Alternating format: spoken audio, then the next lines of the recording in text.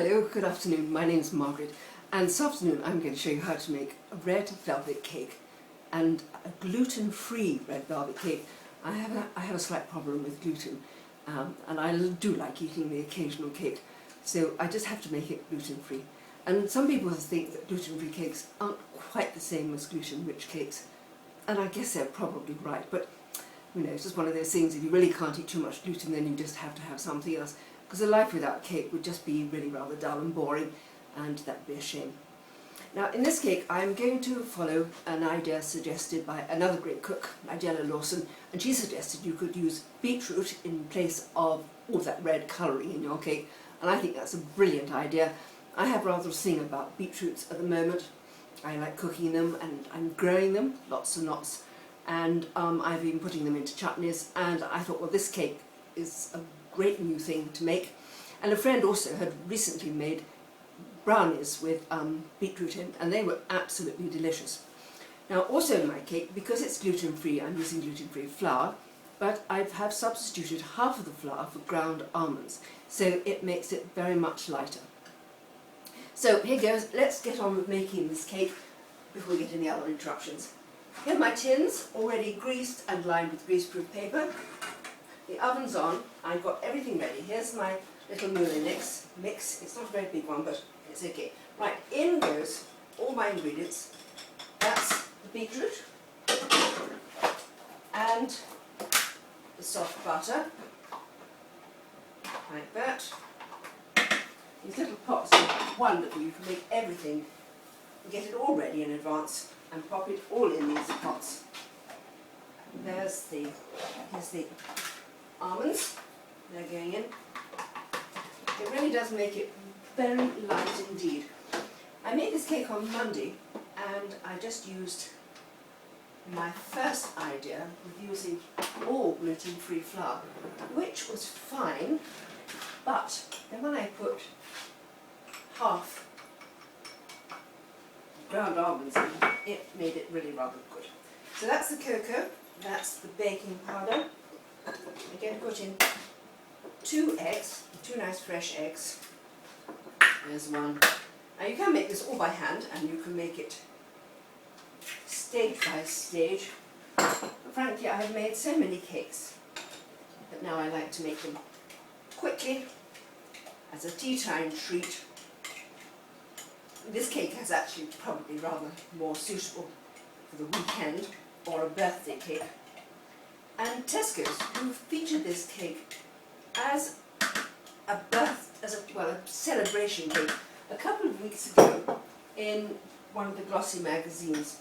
They were highlighting an anniversary of theirs, and they had made this. Wait a minute, let me stop talking. This is the vanilla bean paste that's going in now, and I have just 2 teaspoons of that. You can use vanilla essence if you haven't got the bean paste. It's absolutely fine.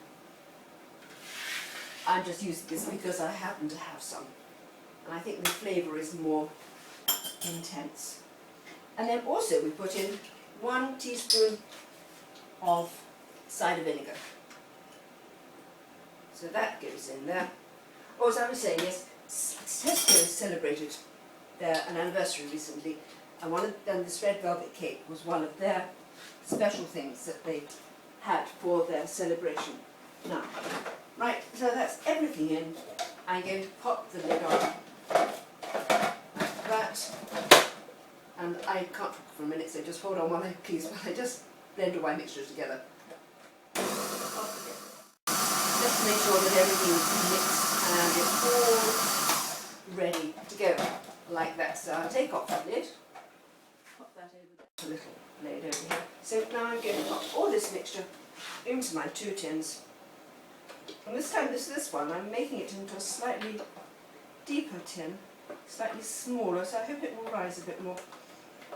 Of course, a gluten-free cake is always going to be a little bit flatter than a gluten-rich cake, because obviously it hasn't got the gluten, and it's the gluten which gives any baked goods, any gluten-free baked goods, the oomph. So without without that, your cake's going to be a little flatter, but it's not going to be any less delicious for that.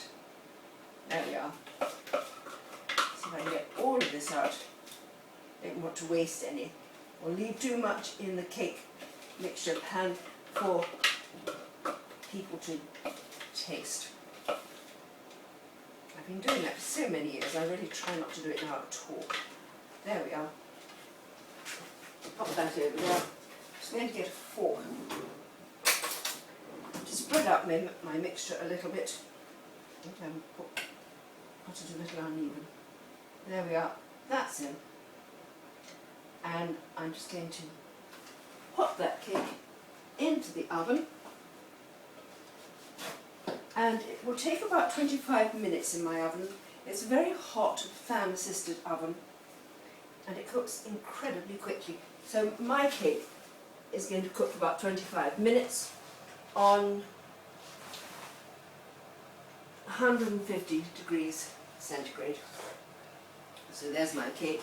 It's going, both cakes are going onto the middle shelf, and there it's in the oven.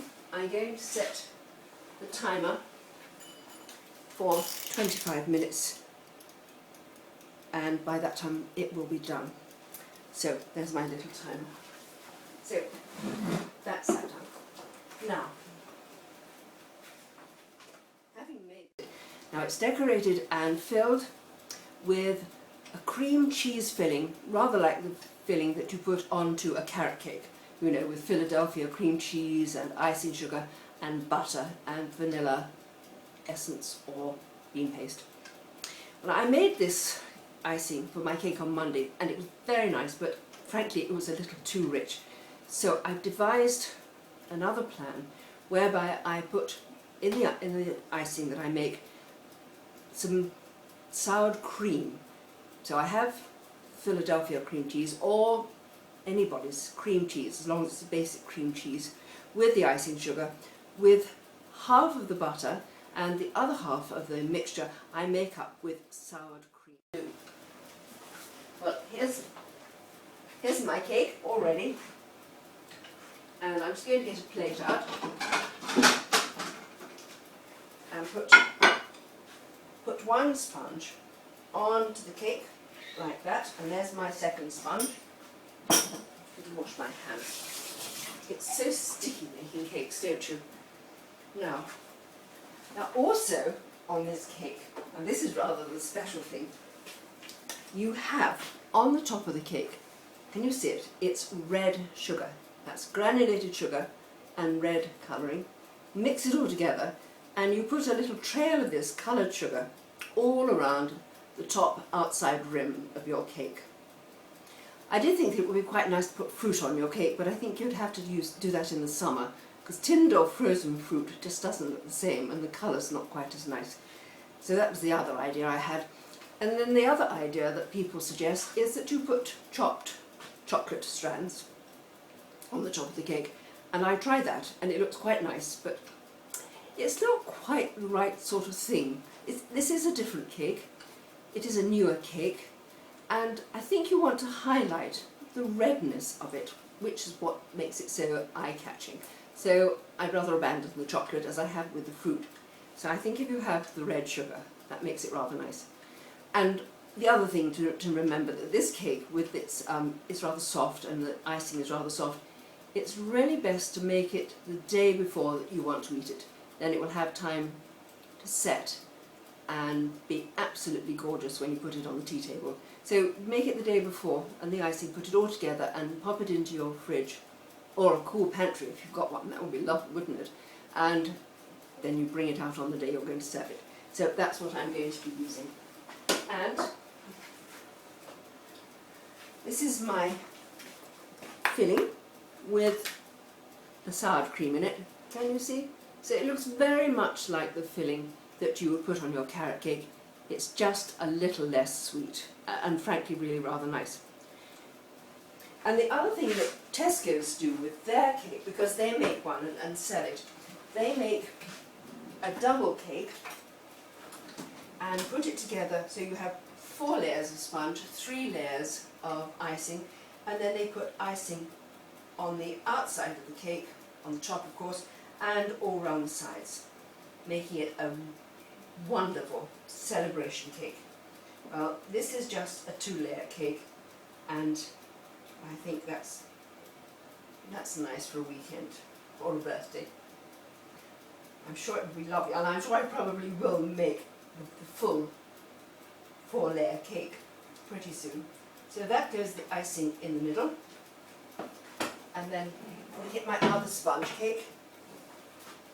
And you see it's quite a thin cake, but that's because it's gluten-free, but it's fine. And that goes on the top, like that. Just press it down a little bit, so that you can just see the icing coming out. And then I'm going to put some more icing, and probably it will drizzle down the side of the cake, but I think that's fine too. Let's see if it goes. And this is, take that out, I don't know what that is, let's take that out. I think that's a lump of icing sugar that didn't blend properly. There you are. Let's put a little more on. This would really make a lovely cake for a birthday cake too. Red is such a gorgeous colour, don't you think? I absolutely adore red. And I love wearing it. It's a very splendid colour. So there you are, you see, look, it's going down the sides, which is going to be rather fun. You can stick your fingers. Now this red sugar, I'm afraid it is a little bit messy, and you're bound to get it on your fingers a bit, but I don't think that really matters too much. It does wash off. And if you do your sugar a couple of days before you want to make your cake, it has time to dry a little bit, so that it's not quite so moist, with the risk of the colour running. And then, if you've got a turntable, which I do have, but I haven't got out, if you've got a turntable, you can put this coloured sugar on a little more evenly. But I think it looks rather nice, rather sort of delicately put on in perhaps a rather random manner. I think it looks rather fun. And I'm just going to make enough sugar. I have got some more, but I think it's still drying out. And I imagine you can keep this sugar, this coloured sugar, for some time in your fridge. There you are. I suppose if you wanted to put something else on, you could put some chopped nuts on it. That might be quite nice. But, and of course, red candles, if it were a birthday cake, red candles would look absolutely delicious. And there you have it. But you can see the icing is rather moist and rather runny. So if you put that into your fridge and keep it for the next day, you'll see it's absolutely delicious. Now, I also can show you the cake I made yesterday. And it's set beautifully. We've cut a few slices out of it. And I'll just show you this. I'm just going to tidy it up so I can show you the lovely cake inside.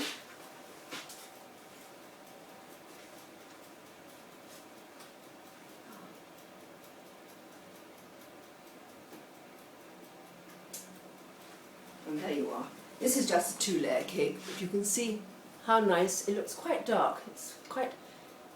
It looks rather more chocolatey than red from here, but as you can see, it's set beautifully, and it looks and it tastes very nice indeed. It's a nice dark red colour. So I'm going to put that there, and I'll cut a slice just to show you.